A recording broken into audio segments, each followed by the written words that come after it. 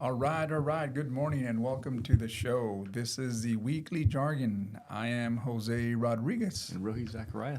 And today, Rohi, we're going to talk about local updates and what the economy is doing for some of you folks looking to either buy a vehicle, maybe buy a car, Yeah. buy a home, or whatever you're in the season for. But if there's firearms, you come and see my friend Rohi. So let's kick off with some of the local updates that we have here, Rohi. Yeah. We do have some amazing news here in our community. We've opened a couple of businesses, one of them being the Smash Burgers. It looks Yeah. like that was a kick here last week. Can you comment on that? Have you been I out was there? there. Went there for opening. We actually went there, I think, about the week before to check it out, and definitely had a crowd of people excited for their opening. And food was good, and service was good, and excited to always see new business come to town. So Yeah, not too long ago, we've also had some jewelers that came into Yeah. town as well. So it looks good, like the economy is somewhat bouncing back. At least we see it from the small businesses. Although there may be some mixed reviews, we like to think and keep it positive that we do have some businesses in our community, especially small businesses that are coming through, filling in that void that you need, especially whether it's food, jewelry, or any other service that you have. Madera is always open to receive you and welcome you and fast track you through the process of getting your business license. One thing though that is out in the news, Rohi, and it's brought some attention, is Fresno's inability to get that Costco. Well, it's not Fresno necessarily; it's a local judge that's putting a block on trying to get that Costco. Based on the article that we read, that seems to be the issue. I mean, for us here in Madera, wouldn't we love to have that out Oh, here? yeah. Your thoughts on that? Yeah, I mean, I think there's always been, a demand. I think, Madera has grown to that size to say we could support definitely a Costco, especially when you consider it may pull from not just Madera, but, maybe Chowchilla. I mean, depending on its exact location, that there should be enough of a demand that I would say it survive. I know, looking at the comments when that was posted, that was kind of the overall, is that how people are shopping at Costco. And obviously right now, I think the nearest one is the Herndon and Blackstone, for us. So it's, still a bit of a drive. And again, Costco's obviously done their numbers. They know where they want to be and where they want to go, just like every kind of giant retail place like that. And I know that I think there had been talks of them coming here before. I don't know what the hang up was, but I mean, I'd like to think that we're always inviting. I think there's a good opportunity for us here in Madera for them. Well, one thing about Madera is that it certainly welcomes, whether it's manufacturing, food grocers like Costco or any other retail development that wants to make its way out here. We're certainly open. Yeah. Come check us out. I think one of the things though that Costco really centers its locations on is they look at rooftops, right? And where am I positioning myself? Yeah. To better attract most of the clients, right? And if you look around the designated area in Fresno, you will see the amount of rooftops that are surrounding that, right? Not only that, the radius around that. Like, what Yeah. can you attract, especially on the 99? And one of those cities, of course, is Madera. We're only 15 minutes away from Yeah. the El Paseo out on Herndon. So I feel like that's a pretty good strategic way. If I'm Costco, I'm looking at where am I going to attract most of my clients, right? And development. And they look at the development surrounding that arena, and there seems to be a growth there and continued growth, especially with Veterans Boulevard and certain areas that are around. Now, does Madera counter that? Of course. We have the latest annexation of Village D, which is expected to bring in about 10,000 units. Yeah. We have certain growth going alongside the 99 heading south. So we're filling in those gaps of land that we have there. So positioning a Costco here certainly would be a strategic for future, because not only would you attract some of North Fresno, especially on the 99, South Madera, and then you have Chowchilla that would start attracting this way. Yeah. But when you calculate those numbers and you look at the median incomes, that may factor into why they haven't decided. Now, you do have growth going out east of Madera, especially on the the southeast part of Madera County, which is your 12 and 41 corridor. You have Tesoro Viejo, you have Riverstone, and you have these communities that are starting to develop and also become a pretty big powerhouse when it comes to median incomes. So that may be a target that may be something to look at, right? But for us here locally, I mean, a Costco certainly would change the dynamics of how our sales tax would generate, right? Yeah, and I don't think it's out of the realm. I mean, when you look at, I mean, there was always the speculation about a super Target coming in, and then now there's a super Walmart, potentially around the corner. I mean, so to say that we have the one big Walmart and that's all Madera needs, I think that's kind of out. I think everybody is looking at us to say that we've grown and they want to grow with us. It's really who's just willing to take that leap and say, I want to do it first. Yeah. Yes. And obviously with the casino coming in, like you said, that I know that was some of like where the target location was. That was maybe some things they were looking at. But again, to say which direction, maybe that's the holdup, because we are kind of growing in an odd way in the sense that we're growing both left and right, west and east, where typically you see more western growth in cities. So maybe some of these guys are just trying to figure out where to put that pin on the map. Is it going to be who's going to beat out? Is it the Village D and the west side, or is it going to be more the Ranchos area?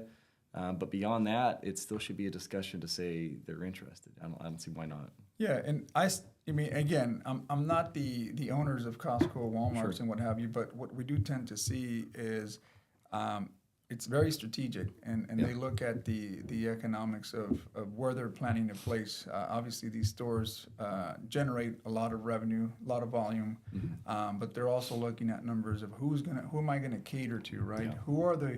Who is the household median income that I'm catering to? And I think strategically for Fresno, I mean, if I'm Costco, I'm looking, well, I already have a store here, right? There is no need for me to move my store, but I could certainly capture more if I have better access to freeway, right? Yeah.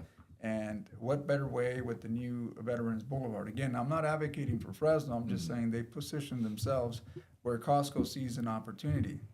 Well, Madera is in that same opportunity zone where we have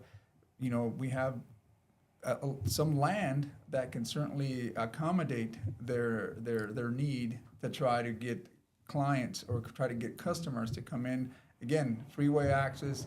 For us, obviously, as city folks here, we want to see that we expand our corridors or our interchanges that would allow for that flux of traffic to come in. So that's key for us, working on that infrastructure. But again, that shouldn't be a problem when we attract big players like a Costco. Yeah. So I know that I don't want to beat on this but we are definitely open. So if Costco's looking at us here at the Weekly Jargon, know that we are advocating for it. Come on here. Yes. We want to see big businesses here in Madera. Rohi, anything you want to add before we move on? I know Costco's a big deal, especially around here. We've heard it on the news, but anything you want to add? I think just reminding the people that, because I know there was a lot of frustration in basically saying, we needed to step up, but reminding people that a lot of that also, it's developers that have a lot of that hand in the pot, because, we don't own the land as the city. There's developers that have bought these properties, and they kind of unfortunately have to sometimes make those deals that we're outside of. We can be inviting and we can maybe give incentives for those places to come in, but at the end of the day, there still has to be other players that make this happen. So.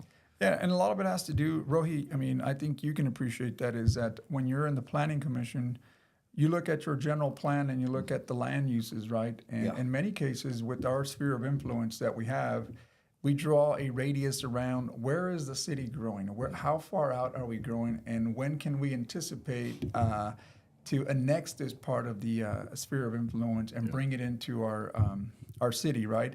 And with that, I think you look at land uses, and now maybe that land use could be ag. Mm-hmm. But in the future, as you said, developers may say, well, as the cost of water or extracting water, the cost of producing may not seem too feasible for them, they may want to say, well, now it's time for me to develop this and make it into maybe amending that land use and saying, let's make this into residential, commercial, industrial. And I think Madera certainly has that potential, and it's gaining attraction because we do provide that opportunity. The question is, how much are we willing, or how much is that developer willing to invest to make that happen, right? Does it pencil out? I'll give you a prime example. Is, obviously, if you want to be connected to city water and sewer, there's going to be a cost for that development, or developers, as the future of development comes through, is to fill in those gaps to connect those trunk lines to come to our sewer and our city. Now, the question is, how much does it cost me to get connected now, temporarily or whatever? And then once you pencil that out, that makes, it may make that push to say, you know what, I'm willing to make this investment, because in the long run, I'm going to capture that back, with whether it's 5 years, 10 years, or 15 years. But development has to put that equation into their math to be able to develop a good sense of it's going to be profitable. Yeah, and I think to that point, I think it would be very hard to think that Fresno would be cheaper than Madera. When you pencil all that out, the land cost and everything, I would feel like those numbers would lean in our favor. So. And it's just a matter of do you have availability of land? Yeah. And if it becomes scarce, then obviously it becomes more expensive. You have more land use restrictions with anything. I think this is why California makes it difficult sometimes for some of these developers to want to come, is because whenever you want to acquire a section of land to develop, it also comes with what are the impacts to the environment, right? And how do you mitigate for that? So I believe that with mitigation, this is what becomes so difficult for a lot of folks to want to stay in California, because there's a federal standards of environmental impacts. And then on top of that, you do have California's environmental impact, which is CEQA. Yeah. And that mirrors kind of NEPA, but it has its own restrictions in there. And on top of that, you have your local zoning and codes that you want to implement to that. So a lot of the times, any development in California, more importantly in cities like ours, becomes somewhat difficult. We make it easy by providing you the industrial land and zoning it for that, the land use. But at the end of the day, does it pencil out? Yeah. So, and I know that when you were sitting on the Planning Commission, that came across quite a bit. Yeah. And I think the sentiment in that Planning Commission is, yes, we welcome you. Okay, here are the conditional use permits, and here is what you're expected to do. Did you ever see anyone saying, "Nah, I don't want to do it because it's too restrictive"? I would say there was one, but it was kind of an outlier because it was just an older area, and again, when they penciled it out, it wasn't going to make sense. But I think when you look at anything difficult, it had to do more with branding and certain places that wanted certain sign sizes that we had regulations on, and it was always minor stuff. I think in general, Madera was always very easy to work with. Even when it came to the big corporate guys that wanted to put, whether it be In-N-Out, Ross, all these guys, I mean, we were able to accommodate them pretty well.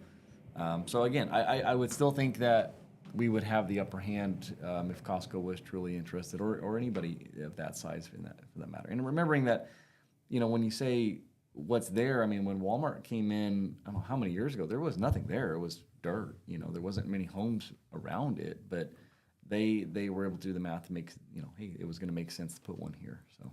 So, and I think that for any city or municipalities, counties, what have you, that are looking to bring commerce or bring some industry, you have to look at it, from a standpoint, well, we need revenues through either sales tax, property tax, or other forms of revenue. But when it comes to bringing in these potential giants, it's very enticing to say, I'm willing to give up everything. Mm-hmm. Just come here. And sometimes that is a life support in a way. It's giving you that jump to keep you alive revenue-wise, right?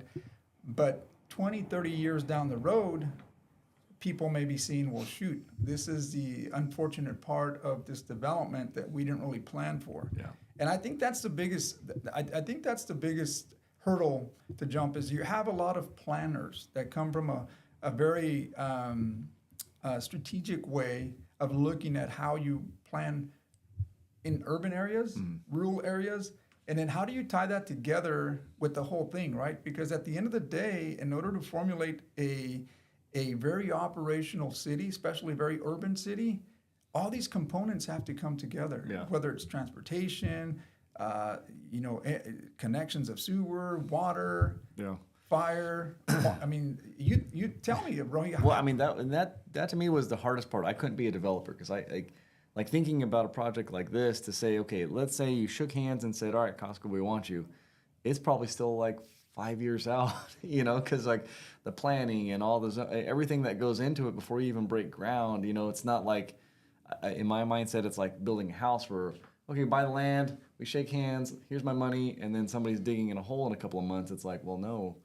There's this whole thing that goes into it, and plan approvals, and zoning, all that stuff, and that part of it would drive me nuts. Like, Yeah. But I don't think I know there's not a way to speed that up, but it does give time in that process to kind of say, all right, we're working towards this now. Other people like a magnet will all start drawing some other developments in that will again kind of I think steamroll a lot of what you see is Costco's going to go here. Oh, okay. Well, we're also going to position ourselves here, and I think you kind of need that to get that growth going.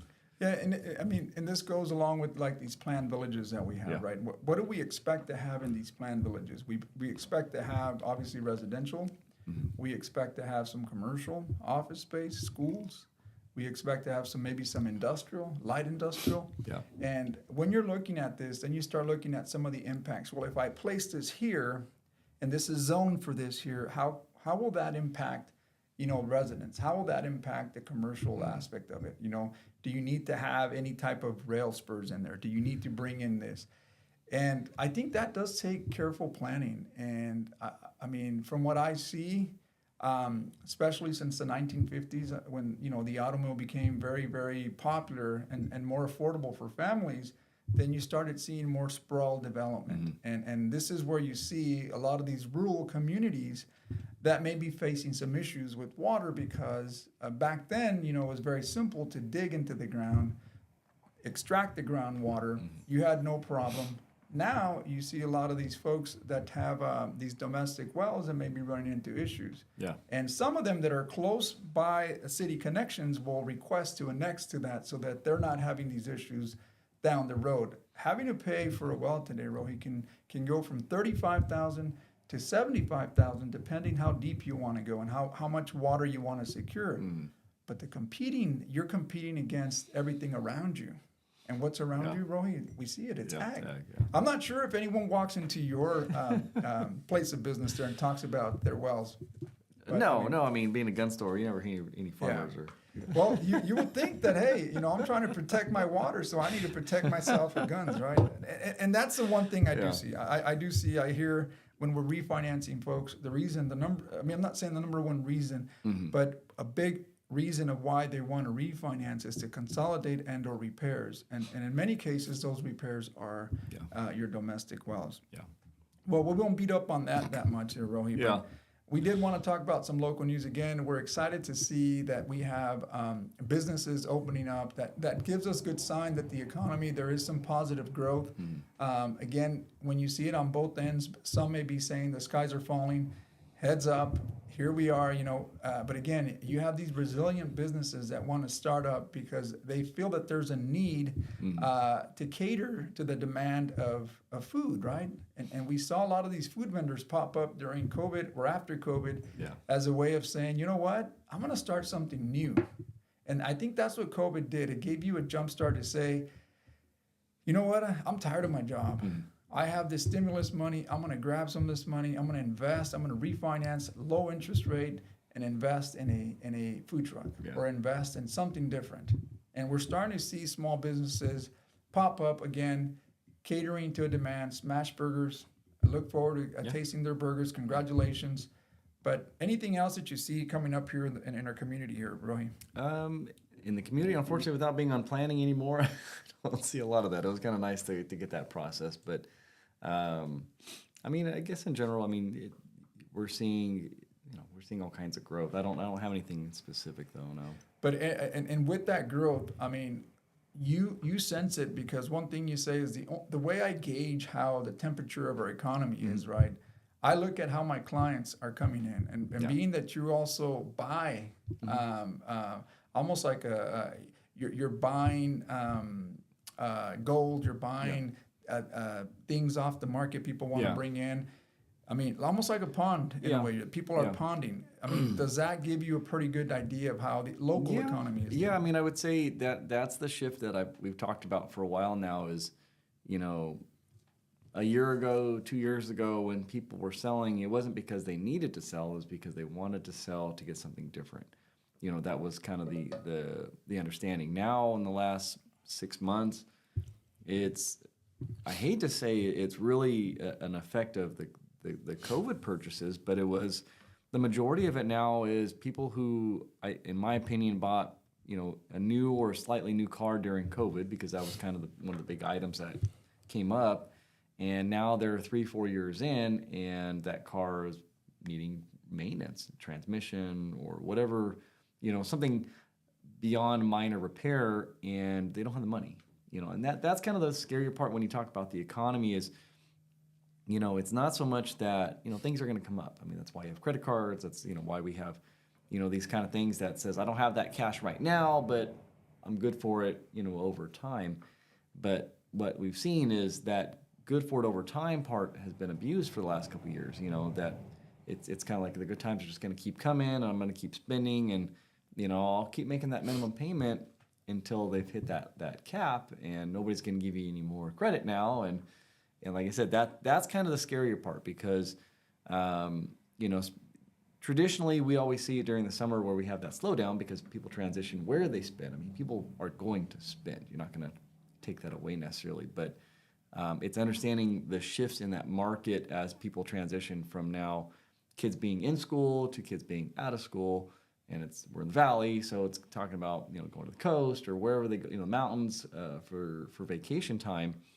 But that has ripple effects, because now again we don't see the foot traffic, and I'm sure, you know, going, you know, down Howard Road, you can tell there's not very many cars on the road, you know. So all of that does have trickle effects. So I think when you say Madera summertime, what happens? I'm sure the economy goes down, but I'm sure if you were to put that pin like in Pismo or like in Yosemite, their traffic's going up. So I mean, is it getting worse?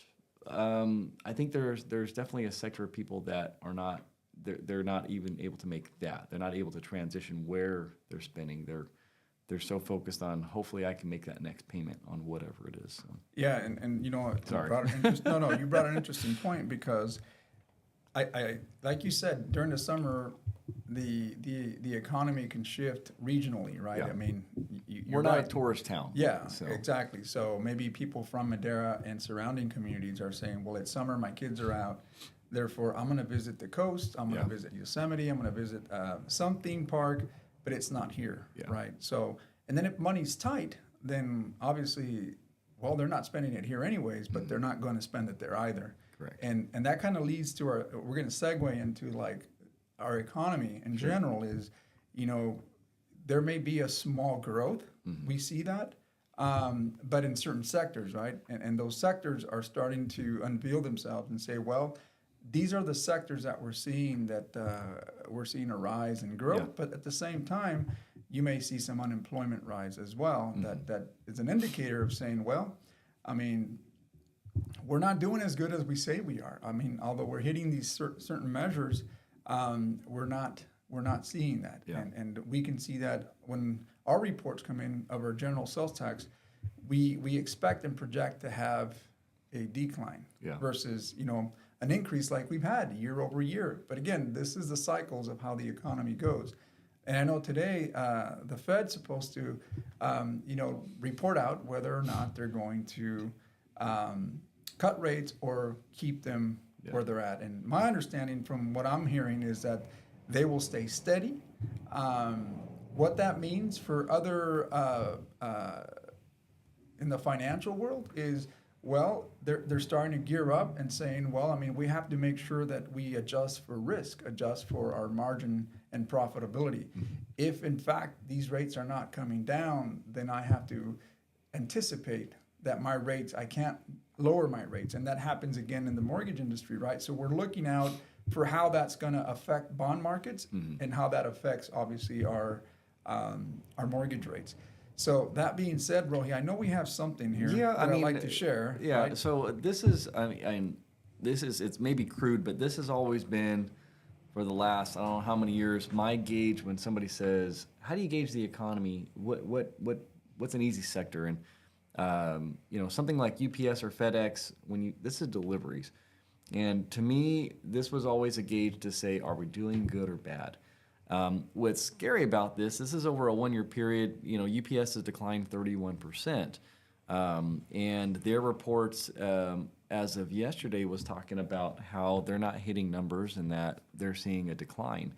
And you say, well, what does that matter? Well, because that matters because that means the average person is not necessarily spending and buying and shipping in anymore, Now, that's not maybe an easy gauge because if you go to Walmart, that's not necessarily UPS delivery. If you go to, some of these stores, that's not UPS. But it still is, to some degree, a very good sector to look at to kind of say, where are we going? Now, I mean, I think when you're saying, when we're looking at the rates and the cuts and all this stuff, the tinfoil hat side of me says they're keeping it high because they're going to take a loss if they don't, meaning that they need that 6-7% interest right now because they know those homes or those loans, there's going to be a good portion defaulting. So they need to make money right now.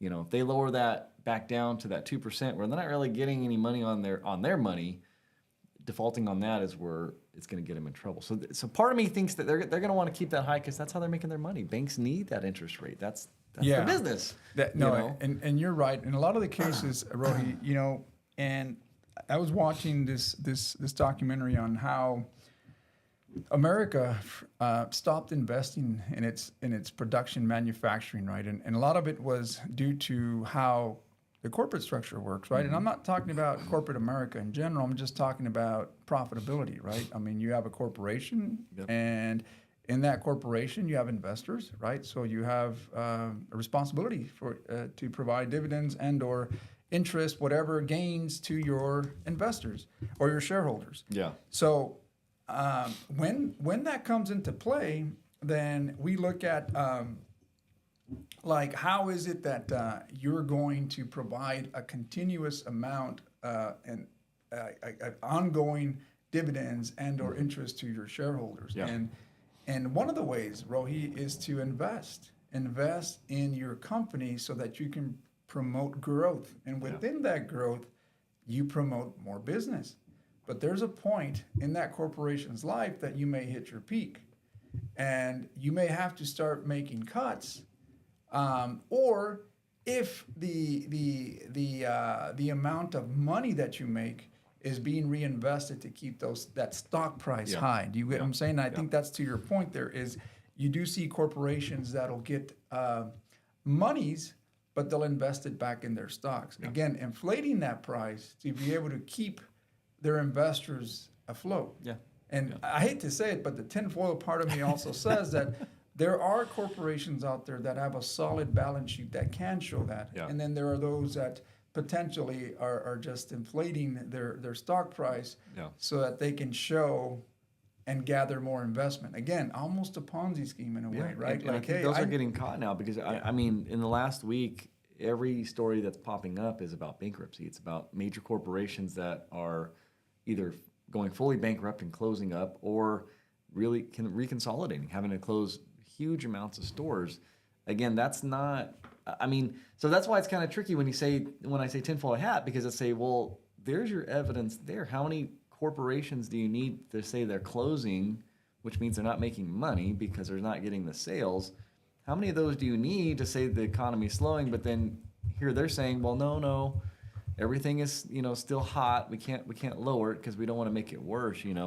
So that's where a lot of this doesn't make any sense. Except to say that it's a money making scheme. Because again, looking at it, I'm just looking at it as of today.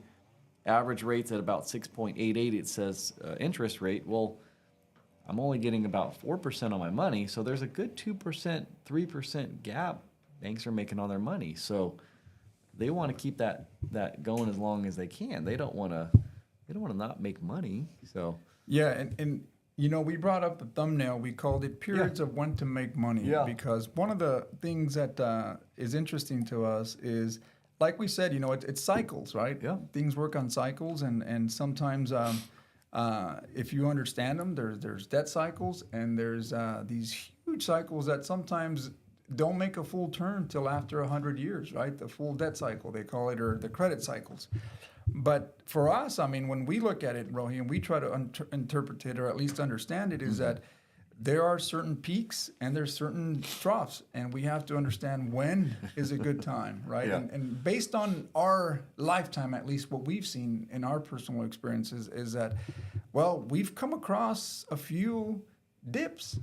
And unfortunately, maybe not being as informed or educated in the financial world of these cycles is we don't take advantage of it, because typically the majority of us, we're so hyped up on buying on the high side. yeah, And the smartest investors, and you hear it all the time, Warren Buffett is pulling his money from Yeah. such and such, Yeah. right? Or Yeah. he's buying all these stocks, or he's pulling his gold or what have you. And somehow, I mean, I don't know if that's an indicator, but for me, it's like, well, this guy's making some strategic moves because he knows something that we don't know. And maybe the study of these cycles that potentially are opportunities. For some of us, you know, we have a need, so we don't really see that. We just see the fact that, hey, I need to buy a car, even though it's at the highest peak right Yeah. now. And we saw that with vehicles during the COVID. I mean, the fact that the supply chain and couldn't get all these electrical parts, and Teslas were going out the hook. You know, yeah, $65,000-$70,000 for a model, the simple model, Yeah. right? But I mean, that was crazy. And now you see the dip. So if you wanted to buy one, you can probably buy it at a cheaper rate. I'm not saying 20-30% down, I mean, Sure. less, but I mean, you're going to find something there. So that's why that chart was there, Rohi, and, Yeah. and maybe you can help clarify on how these periods of when to make money are very important. yeah. So I will say, and that's where a lot of this gets frustrating, is like when we were told in the last couple of years, you're buying that bag of chips at $5 instead of $3 because the cost went up. But then if you go look today, now we're all of a sudden hitting back to having sales, and the costs have come back closer down to that $3, and you go, wait a minute, you telling me things got cheaper all of a sudden? And it's just there was some of that corporate greed we always talk about. But I think when it comes to like this chart, these periods of making money, it reminds me of when I started kind of getting into the crypto. And at that time, one of the strategies was understanding that you're trying to always get more of something you have. So, and what that means is, let's say, you know, I have whatever, a pin or a coin, maybe Doge, whatever, is if my strategy is to always keep trading to get more Doge, then what I'm looking for is at some point I'm going to, instead of look at Doge and say, well, Doge went up in value, oh, today it went down in value in relation to the dollar, I'm trading it to get more of them in hopes that when I'm ready to sell, it will be just worth more.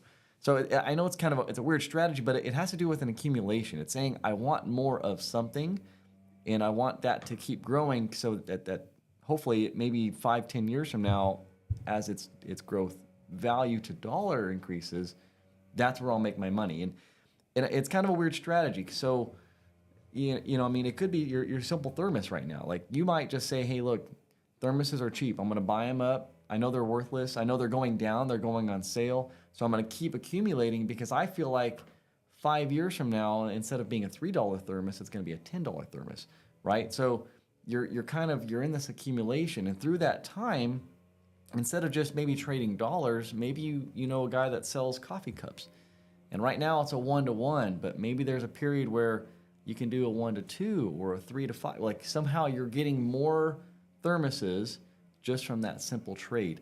Not because you're saying, well, thermoses keep going down in value, I'm losing dollars, but to think that at some point I'm getting more of these things.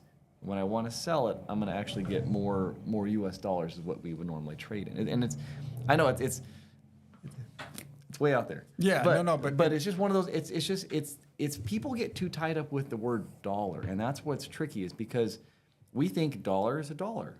And you go like, no, literally second by second, your dollar went down a little bit, your dollar went up a little bit, and went down a little bit.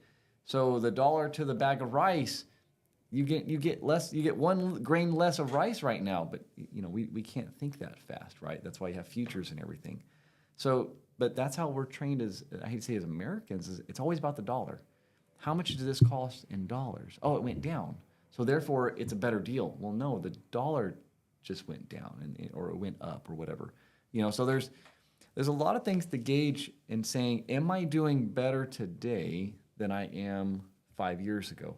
And I hate to say that, it has to do, unfortunately, with an accumulation of things. Because you can't just say, I have more dollar amount. Well, you have 1 thermos today. It's the same thermos you had a year ago or 2 years ago. So you didn't actually grow anything. Now, if that thermos was $3 and now it's worth 10, and you actually wanted to sell it and you could get your $10, then you did do better. Yeah. And I mean, and when it looks like, sorry to go off the rails. No, but when I look at assets, like especially tangible assets, I look at it like, well, you're actually purchasing that with 2 things in mind, right? One is that you preserve the value of that asset, because today's dollars could be, could be different tomorrow, right? Tomorrow, that same thermos can be $10, right? Whereas which you it bought should based off inflation. Inflation, right? But I mean, what it means is that whatever you can trade that for at that time, Correct. assuming that I can trade my thermos for that bike, I can still trade it tomorrow for the same value. You get what I'm saying? It's just that the inflation has made it cost you more paper dollars to be able to buy it versus today versus tomorrow. But looking at the periods of when to make money, something that's tangible that we can relate to, something that we can see, right, and we can feel. Well, let's talk about it, because this chart here certainly says it, right? Yeah. And if you look at obviously the top part tells you, like, throughout these times in our period since 1927, you'll notice when years in which panics have occurred and will occur again. Again, this is, I'm assuming, I mean, whether it's a prediction or it's a coincidence, we'll leave that up to you. Sure. But this is a historical context that we can provide, right? And again, 1927, 1945, 1965, 81. Rohi, maybe you and I have lived through 1999, although I was very young. Yeah. Dot-com bubble, yes. Dot-com bubble. Then you had 2019, which was probably the most recent one that we've experienced, not only as business owners, but we also experienced it in our personal lives, right? This was just right around the corner. And soon after that panic, I mean, obviously there was a rush of stimulus that certainly helped us try to recover. But again, it's only building up for the next one, right? And again, it's projecting 2035 and then 2053. Now, I don't know how far I'm going to live, but let's just say that I get to see at least one more. Yeah. But then you have B. B is when it escalates, and it says years of good times, high prices, and the time to sell. So this is a good time for you if you're out there thinking, well, I have some assets that I like to, or stocks or what have you, and you're looking to get out of the game. This is the time to do it, right? And again, the years go back from 1926, 1935, 45, 53. But let's see something that's more relevant to our times is in 2016 and 2026. So something's happening, right? Something's brewing, and we talk about it all the time. Yeah. Something's brewing that potentially could say, hey, maybe it's time for me to dump something, right? Because again, something may be coming, right? So again, if you're buying at this time, I mean, hey, you may not be in the best pockets of opportunity, but it's giving you a sense based on historical context and projecting out for the future. And then you have the best times, which is at the bottom, the line at the bottom, which is C, and that tells you years of hard times, low prices, and a good time to buy stocks, your corner lots, your goods, etc., and hold till the boom reaches again, and it tells you more or less when.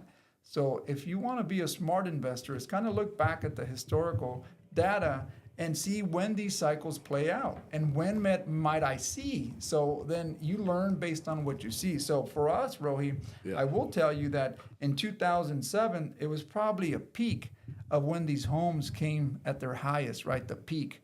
And then the trough of that was probably in 2012. And we saw that. Anyone that purchased homes in 2012 probably purchased them at the lowest that the market was for real estate. Yeah. Right? You saw homes going as far as $350,000 to $400,000 around this area, but at its lowest point, those same homes were going for between $90,000 to $150,000. Yeah.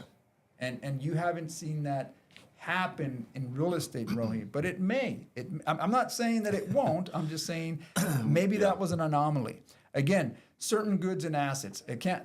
Real estate's not always part of that, but it could happen. And this is a good way to look at it. Is if you're looking to when to make money. Yeah. Is, you want to purchase stocks. I mean, if you're working for the next 20 years, you buy. Yeah. Because essentially you're going to buy on high times or you're going to buy on low times. At the end of 20, 30 years, your growth in that stock will have increased. And I'm not saying twofold, but it will increase enough to be able to see a difference there.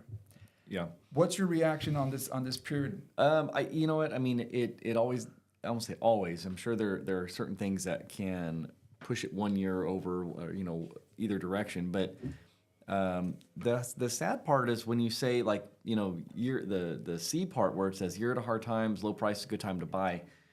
The hard part is, remember, you're buying off of the loss of somebody else. You're buying off of the guy that was basically buying on which one is this? The B, right?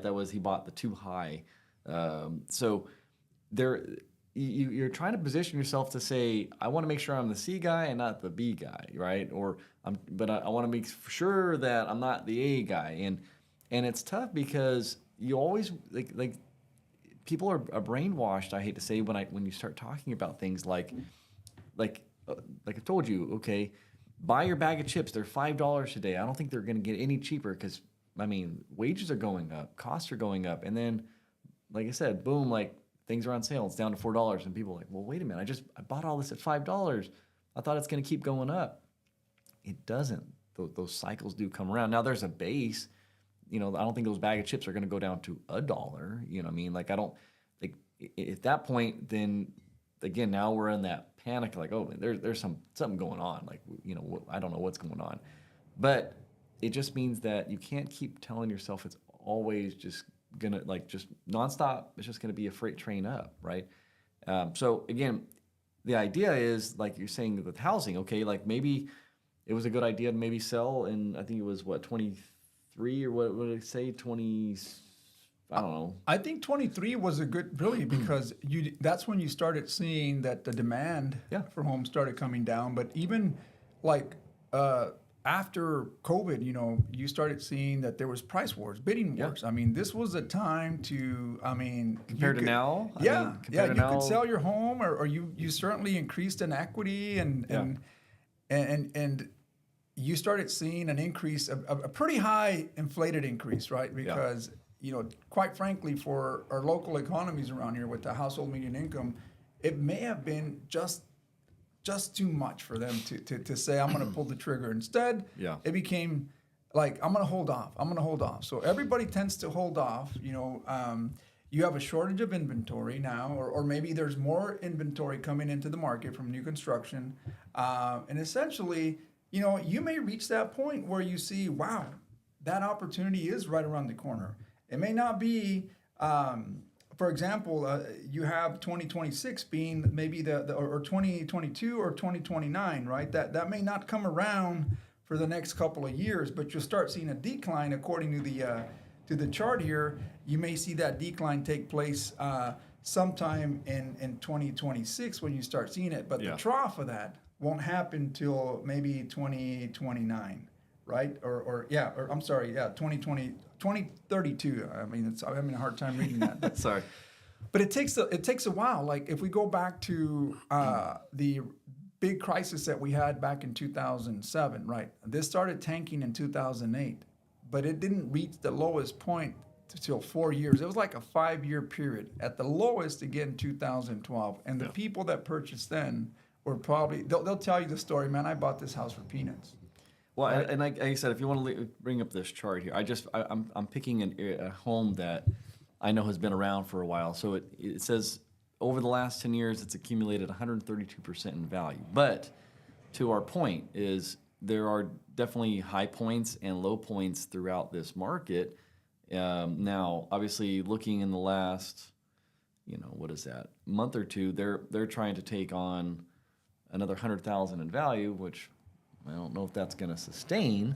Well, in our market, but- it's about supply and demand, right? Yeah. Do you have the demand for that? Is there a willing buyer to say, I'm going to go and buy this because it meets Yeah. my needs? And when you have many of those, and that's the demand, and you have very limited supply. But if you have a lot of supply and very little demand, then you start seeing the opposite effect, right? Yeah. And right now, it seems like even investors, institutional investors that purchased a lot of these homes, is it time for them to say, well, I can't squeeze any more out of this. Yeah. I'm trying to. You can't squeeze blood out of this turnip. You can only go so far. Correct. So is it time for me to say, maybe it's time for me to dump? And if you do that, and I see it more, you may see it more relevant with maybe short-term rentals. You may see that people that got into this, everybody that I know, that was in their mind is I want to have this other investment because I'm going to make money. So imagine everybody wanting to get into this game, but not having the institutional knowledge of really understanding how the dynamics of these cycles work. You may be buying like stocks, like Robinhood. It happened to a lot of us, right? We thought that we were going to get rich just like Bitcoin, that we were going to buy it at the low, and somehow that was going to turn around and 1,000, 2,000% more. Yeah. Did that really happen, Rohi? I mean, for some, yeah, maybe they bought at the right time, and not knowing, but they invested at the right time and they made a killing. And for others, hey, thank you for your money, right? Yeah. You went to the casino, you betted on this one, and it didn't turn red for you. It turned black, so therefore you lost your gambling, right? Your winnings. But I mean, and it's no different. If you're going in there in a speculative market, then you may be prone to losing that money, and that's without having that information. I mean, it's really hard. So we're trying to provide something, right? Yeah, and I mean, and just I think it's not necessarily just the home value. It's like, looking at now with that monthly payment, almost $3,000 for a home that's very old. I think it's difficult to swallow. And I think that's where some of the new construction, their way in is it may be the same home payment, but you're getting a home that is brand new and comes without some of that worry of, is the piping going to give out? Is the electrical going to give out? So hopefully that's enough of a push to keep some of that growth, because I think new building is still going on. Like you said, the demand, supply and demand, but I don't know. I don't know where it's going. We'll see. Well, I mean, that's yet for us to, we'll see. But I mean, based on this chart, Rohi, then that may give us some indicators as to when is the best time to buy, especially if you're an investor looking to say, well, when is the right time? And people always ask, I mean, is there something? I mean, everybody wants like a crystal ball, like tell me what it is, but we fail to look back at history, and history does provide us a crystal ball. It does provide us, historical data that tells us, okay, these are the times when we saw the market go like this, go like that, and therefore it should give us a pretty good understanding of what we can anticipate when we have these hot markets, and then we have these low markets. And then I think we all understand that the best time to buy is when it's at its trough, at its lowest, and invest. But if you're looking at this from the long run, then I think if you continue to invest, essentially the dividends are there for you, right? Sure. And again, this happens historically. If anyone has a 401k that they've had for over 30 years, and looking at today what the stock market is doing, probably at its highest, and people didn't think that it would reach there. But again, this is how markets work. And someone said it may reach to 60,000 at some point here. Yeah. We may see that in the next couple of years, Rohi, who knows? But again, that's money growing at a pace to keep up with inflation. Yeah. Right? I mean, every dollar that you see, and I just the other day, I was at a fast food restaurant. Won't mention the name, but man, that burger was smaller than what I remember. Yeah. And I don't know, maybe the box looks big, but the burger inside was so small. Yeah. So now it's like I'm having to cut down, and for us, I mean, we don't realize it until you hold it in your hands and you say, "Damn, I remember this used to be so Yeah. big, or my hands grew, or that burger Yeah. got smaller." But the Yeah. price of it, my God, Rohi, Yeah. it's like 3 times, almost 4 times the amount of that combo that I paid back when I was maybe when I was 20. And that's what I'm saying. And I think that's where the buckling is going to happen. I mean, at some point, people are just going to say no. They're going to, you know, I mean, they're going to look at that burger and say like, you know, $6 for this. No, you know what I mean? And they'll go make it themselves, or they'll go somewhere else that can maybe, and that's where like that opportunity to comes in. And like, again, maybe like we're saying burgers, like that's smash burgers. Is like, it's that capitalist person that's going to come in and say like, I can beat out that corporate now. Corporate's not always going to be cheaper. They have so much overhead. Maybe I can come in, I can make a simple burger, and I can make it for cheaper. And that's the thing, is that I think that if you're going to pay a good price for burgers, then you have to make sure that, hey, I'm catering to the demand of what people are saying. Hey, I no longer want to pay this corporate burger Yeah. and get this small amount. Yeah. But if you go to a smaller business like what we have here, Smash Burgers, you know, hey, get yourself a quality burger, Yeah. and it's going to be worth the money that you pay for, right? Exactly. So, hey, shout out to you.